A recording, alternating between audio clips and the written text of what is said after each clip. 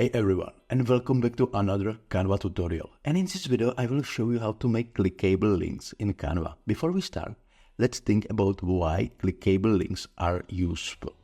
Links help you connect with people. They let you share more information without making your design messy. Links can take readers to your website, social media, or anywhere else on the internet. This is a great feature, ideal for sharing your work or ideas. So let's go through the steps to make a link. Open your Canva project, write or paste text whether you want to add a link. Now highlight the text. Look for the link button. It looks like a chain. In the next step, click on the link button.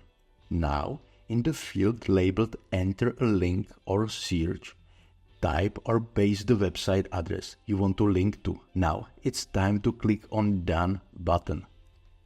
That's it, your text is now a link. But wait, there is more you can do to make it even better.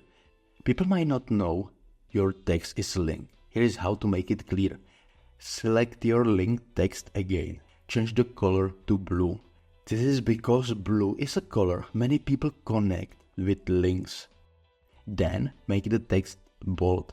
This helps it stand out. You can also underline the text. This is another way to show it's a link. However, in Canva, the link is mostly underlined by default. Now your link looks like a link. People will know they can click it. When you are done, you need to save your work the right way. This is important. If you don't, your links might not work. So click the share button and then choose download. Here, from the options, pick PDF standard as the file type and now download the PDF. Now you have a file that anyone can open. The links will work when they click on them. As you can see, creating a clickable link can be done in just few steps and even beginner can do it. So I hope you like this tutorial and don't forget to hit the like button and subscribe to the channel for similar videos like this one.